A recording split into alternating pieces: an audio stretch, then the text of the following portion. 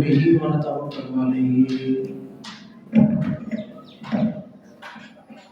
ونعوذ بالله من شرور أنفسنا من يهده الله فلا مضل له ومن يضلله فلا هادي له وأشهد أن لا إله إلا الله وحده لا شريك له وأشهد أن سيدنا وسندنا ومولانا محمدا عبده ورسوله أما بعد فأعوذ بالله من الشيطان الرجيم بسم الله الرحمن الرحيم ومن الناس من يشتري لهو الحديث ليضل عن سبيل الله بغير علم ويتخذها هزوا صدق الله العظيم.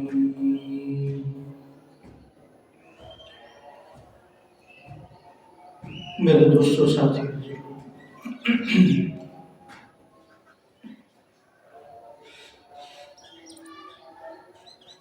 رمضان المبارک انتہائی قریب آ چکا ہے اور بہت جلدی ہم میں سے کئی لوگ انشاءاللہ عزیز رمضان المبارک کے چاند کو اپنی آنکھوں سے دیکھیں گے اور دعا ہے اللہ سے کہ ایک مرتبہ دوبارہ یہ سعادت ہمیں حاصل ہو جائے اور رمضان مبارک کی برکات ہم سمیٹ سکیں.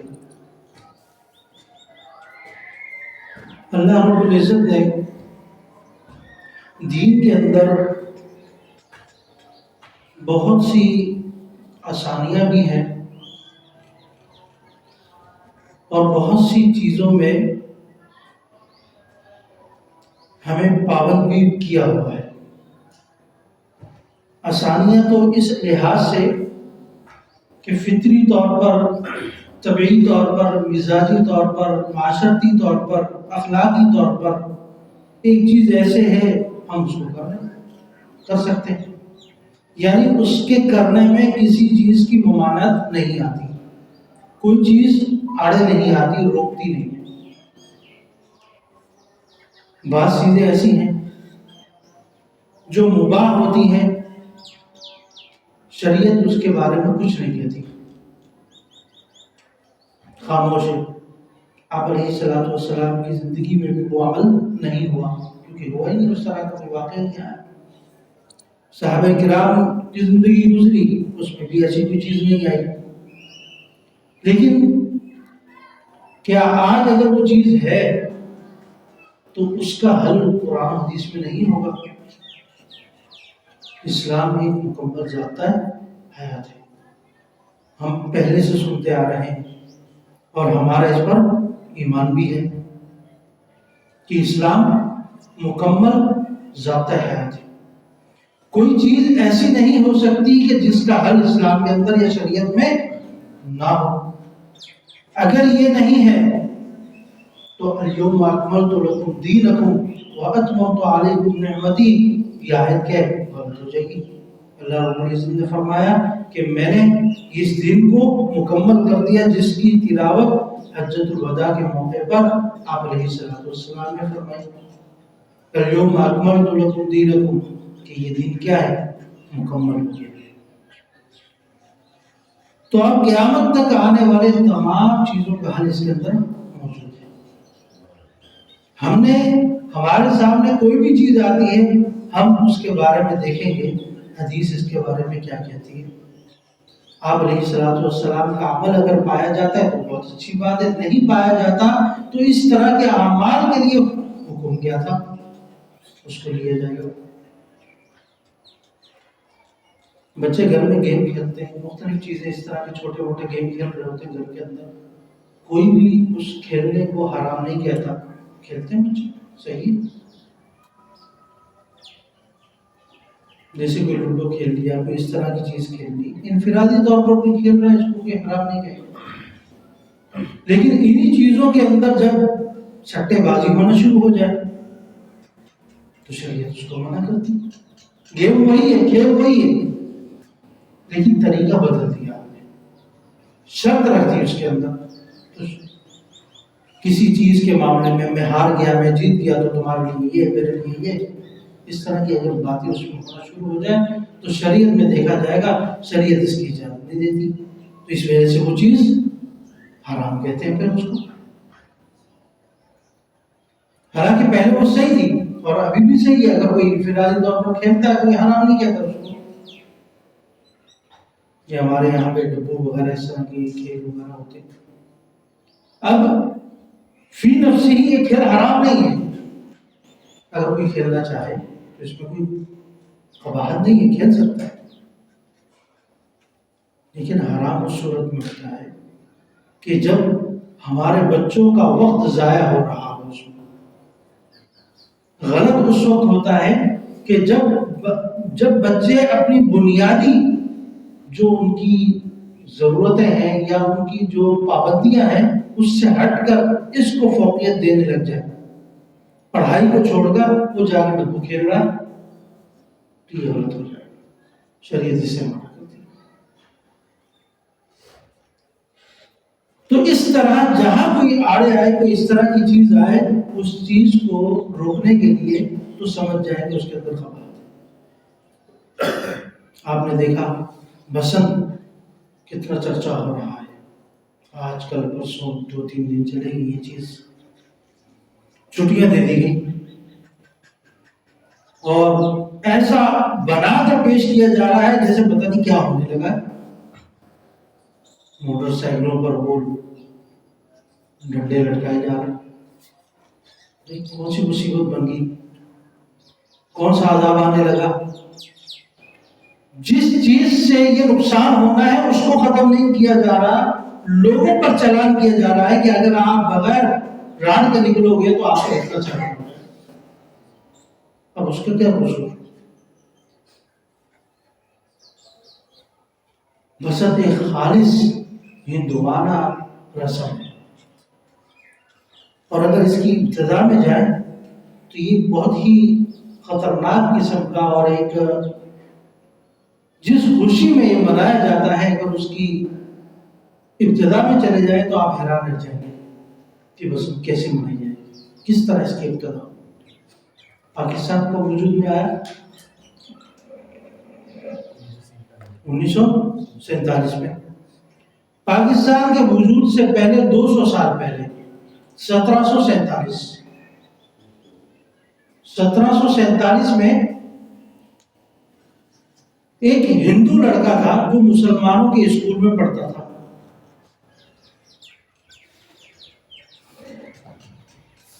لاہور میں ایک علاقہ گھوڑے والا کے نام سے مشہور تھا، گھوڑے والا اس وقت یہ علاقہ، اس میں ایک کالج تھا سکھ نیشنل کالج، سکھوں کا۔ وہ لڑکا ہندو تھا لیکن اس نے شادی کس میں کی تھی؟ سکھوں میں کی تھی، اس طرح ایک معاملہ تھا، تو وہ سکھ نیشنل کالج کے اندر پڑھتا تھا۔ وہاں پر اس نے آپ علیہ السلام کے خلاف کوئی نازیبہ الفاظ استعمال کیے، گستاخی کی۔ اس وقت ایک گورنر ہوتا تھا جس کا نام ابھی میرے ذہن سے جا رہا ہے، مسلمان تھا وہاں کا، اور غیرت مند مسلمان تھا۔ جب اس کے سامنے یہ سارا معاملہ گیا تو اس نے پھانسی کی سزا کا اعلان کر دیا کہ اس کو پھانسی دی جائے، اس نے آپ صلی اللہ علیہ وسلم کی شان میں گستاخی کی۔ اچھا، اس کی پھانسی دینے سے پہلے اسے کہا گیا اگر تم مسلمان ہو جاتے ہو تو تم سے پھانسی ہٹا دیں گے ہم، اگر مسلمان نہیں ہوتے، ہندو رہتے ہو تو اس صورت میں تمہیں پھانسی دی جائے گی، کیونکہ تم اقرار جرم کر چکے ہو۔ اقرار بھی کر چکا تھا کہ میں نے بالکل گستاخی کی ہے۔ ایک پیشکش کی گئی کہ مسلمان ہو جاؤ تو نہیں کریں گے، لیکن اس نے انکار کر دیا کہ میں ہندو رہنا قبول کرتا ہوں اور اسی حالت میں مروں گا۔ تو سکھ نیشنل کالج کے گراؤنڈ کے اندر اس کو کیا پھانسی دی گئی۔ اب یہ انجینئرنگ یونیورسٹی ہے لاہور کے اندر، تو وہ حصہ جو ہے اب اس یونیورسٹی کا حصہ بن چکا اس وقت۔ تو اس گراؤنڈ میں اس کو پھانسی دی گئی۔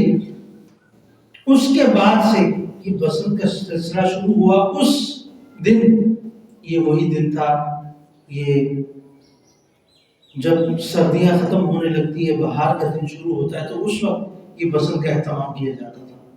تو اس کی شان میں یا اس کے اعزاز میں لوگ میلہ کرنے لگے، ہندو لوگ۔ اس میلے کے اندر پھر پتنگیں اڑانے شروع کی جانے لگی۔ تو یہ سلسلہ بسنت کا وہاں سے شروع ہوا، 200 سال پہلے پاکستان کے وجود سے۔ پھر مختلف سالوں میں درمیان میں کبھی پابندی بھی لگتی رہی ہے، کبھی ہوتا رہا ہے، لیکن بدقسمتی سے اس سال حکومتی سرپرستی میں ہو رہا ہے، اور باقاعدہ فضائل بھی بتائے جا رہے ہیں، اور عجیب قسم کے فضائل کہ لوگ چھتوں پہ چڑھیں گے، تازہ ہوا لیں گے، اور خوشبو آئے گی، ان کی شکل بہترین ہوگی، آپس میں کھیل کود ہوگا۔ یہ فضائل کیا وہ اس ہوا کے لیے وہ عام دنوں میں چھت پر نہیں جاتا ہوگا؟ کیا وہ عام دنوں میں یہ چیزیں حاصل نہیں کر سکتا؟ اس کو پتنگ اڑا کر ہی یہ تمام چیزیں ملیں گی۔ تو کچھ چیزیں جب غیروں کی سرپرستی آ جائے تو پھر اس طرح کی چیزیں آنا شروع ہو جاتی ہیں، کیونکہ آپ فضائل قرآن و حدیث میں تو ہے نہیں، تو اسی طرح کے بے تکے فضائل بیان کرنا شروع کریں گے، اور پابندیاں لگ رہی ہیں، چھٹیاں کی جا رہی ہیں۔ حالانکہ یہی 54 کروڑ سے اوپر کی صرف دھاگے اور یہ پتنگیں خریدی گئی، ایک ذرائع کے مطابق 54 کروڑ روپے۔ یہ تو وہ ہے جو اعداد و شمار میں آ گیا، جو نہیں آیا وہ کتنا ہوگا اس کا اندازہ کسی کو نہیں۔ 10-10 ہزار روپے کی ایک ایک پتنگ بک رہی ہے، اور پھر یہ ملک قرضے میں ہے۔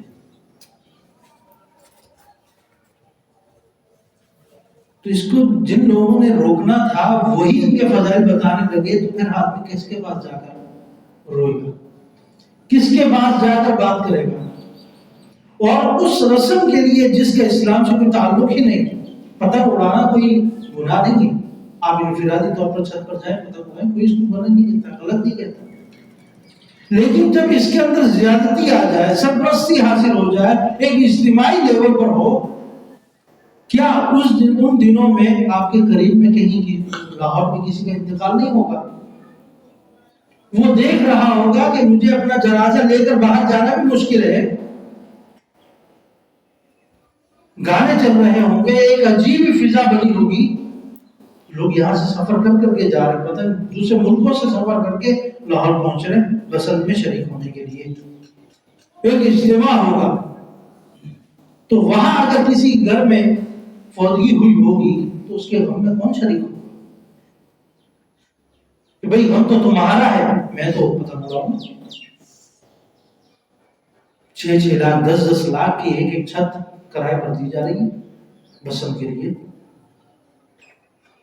ایک ایک دن کی، ایک ایک 2-4 گھنٹوں کے لیے لوگ لے رہے۔ اور رسم کس کی ہے میں نے آپ کے سامنے ذکر کر دیا، ایک گستاخ رسول کے اعزاز میں بسنت منائی جاتی ہے، اور اس میں آج کا مسلمان شریک ہو رہا ہے۔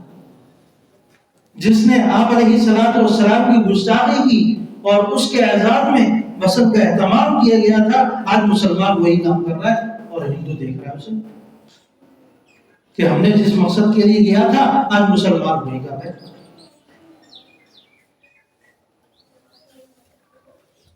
تو منع کیا جاتا ہے اس طرح کے معاملات سے۔ ابھی شب برات گزری ہے، کیا ہم نے اپنے ممبروں سے یہ اعلان نہیں کیا کہ اس دن قبرستان جانا منع ہے؟ حالانکہ قبرستان لوگ کس لیے جا رہے ہیں؟ دعا کے لیے جائے گا، اہتمام کرے گا، اپنے لواحقین کے پاس جائے گا، ان کی یاد آئے گی، آخرت کی کچھ یاد آئے گی، لیکن ہم منع کرتے ہیں کہ اس دن نہ جاؤ۔ کیوں؟ وہاں آج کل جو حالات ہو رہے ہیں، قوالی کی جو محفلیں چل رہی، اس طرح کے معاملات ہو رہے ہیں، حالانکہ نیکی کا کام ہے، کوئی وہاں کوئی ایسی چیز نہیں ہوگی لیکن جب اس طرح کے معاملات شامل ہو جائیں تو وہاں سے بچنا ضروری ہے کہ آپ بھی پھر وہ کام کرنے لگیں گے اور آتے آتے پھر وہ ہمارے دین کا حصہ بن جائیں گے۔ آپ کو دیکھ کر آپ کے بچے کریں گے، ان کے بچوں کو دیکھ کر اگلے بچے کریں گے، تو پھر وہ ایک وقت آئے گا کہ آپ کے بچے یہی سمجھیں گے کہ یہ شریعت کا اور دین کا کوئی حصہ ہے، یہ کرنا ضروری ہے، حالانکہ وہ نہیں ہوتا۔ تو یہ بسنت بھی خالص ہندوانہ رسم ہے، مسلمانوں کی رسم نہیں، اس سے اپنے آپ کو بچانا ضروری ہے۔ اس دن اگر آپ کا بچہ یہاں کراچی میں رہ کر بھی پتنگ اڑائے تو اس کو منع کریں۔ عام دنوں میں اڑائے تو مسئلہ نہیں، کر سکتا ہے، گناہ نہیں، لیکن خاص دنوں میں جن دنوں میں اہتمام کیا جائے تو ان دنوں میں روکا جائے، تاکہ آپ ان کے منکرین میں سے ہو، ان کے تائید کرنے والوں میں سے نہ ہو۔ من تشبہ بقوم فہو منہم، جو جس کی مشابہت اختیار کرے گا قیامت کے دن اسی کے ساتھ اٹھایا جائے گا۔ جب بسنت کے دن ہندوؤں کو اٹھایا جائے گا تو مسلمان بھی ان کے ساتھ اٹھ رہے ہوں گے جو اس کی کیا حمایت کر رہے ہوں گے۔ اسلام کسی بھی صحت مند اور ایسی تفریح کی حوصلہ شکنی نہیں کرتا جس کے اندر کسی قسم کی اخلاقی اعتبار سے یا ذہنی اور جسمانی اعتبار سے کوئی نقصان ہو رہا ہو یا اندیشہ ہو۔ آپ علیہ السلام کے سامنے ایک شخص وہ ایک پرندے کو اڑاتا ہوا جا رہا تھا، جیسے بعض پرندے ہوتے ہیں نا، تھوڑا سا اڑائے پھر بیٹھ گئے، پھر بھاگے اس کی طرف، پھر اس کو اڑایا، پھر آگے جا کر وہ پھر بیٹھ گیا، تو اس طرح وہ کر رہا تھا۔ تو آپ علیہ السلام نے اس کو دیکھ کر فرمایا شیطان کی اتباع کر رہا ہے، شیطان کی اتباع کر رہا ہے، اس شخص کو دیکھ کر ہی۔ اب ایک پتنگ کٹے گی، پتنگ کے پیچھے جب بچے بھاگتے ہیں تو وہی عمل پایا جا نہیں پایا جا رہا، اور کئی بچے پتنگ کے لینے کے چکر میں کوئی گٹر میں گر رہا ہے، کوئی نالے میں گر رہا ہے، کوئی نقصان ہو رہا ہے۔ ہر سال آپ اٹھا کر دیکھیں جب بسنت ہوئی ہے کتنی جانیں گئی ہیں، ہزاروں میں یہ تعداد پہنچ جائے گی جو صرف اس وجہ سے ان کا انتقال ہوا۔ اور ابھی بھی اتنا کچھ کرنے کے باوجود آپ دیکھیے گا جب یہ فگر سامنے آئیں گے تو عقل حیران رہ جائے گی۔ صرف موٹر سائیکلوں پر راڈ لگا لینے سے معاملہ حل نہیں ہوگا، اور بھی کئی اس کے اندر ایسی منکرات پائی جاتی ہیں جس کی وجہ سے علماء کرام، فقہاء کرام، مفتیان کرام اس کو منع کرتے ہیں، شریعت اس کو پسند نہیں کرتی۔ ہم وہ کام کریں جس کی شریعت حوصلہ افزائی کرتی ہے، گھڑ سواری ہے، تیر اندازی ہے، آپ علیہ السلام نے اس کو پسند کیا جس کے اندر ذہنی جسمانی طور پر بھی فائدہ ہو، آپ کے اندر کوئی تبدیلی آئے، آپ کوئی کام کریں تو اس کے اندر آپ کے اندر کوئی بہتری آئے، ایسا نہ ہو کہ وہ کام کیا جائے جس میں نقصان ہو۔ تو کچھ کام گناہ نہیں ہوتے لیکن اجتماعی طور پر کیے جائیں تو وہ گناہ بن جاتے ہیں، وہ غلط ہو جاتے ہیں۔ اللہ تعالیٰ شریعت کے مزاج کو سمجھ کر اس کے مطابق کام کرنے والا، اس کے مطابق عمل کرنے والا، اللہ تعالیٰ ہم کی توفیق عطا فرمائے۔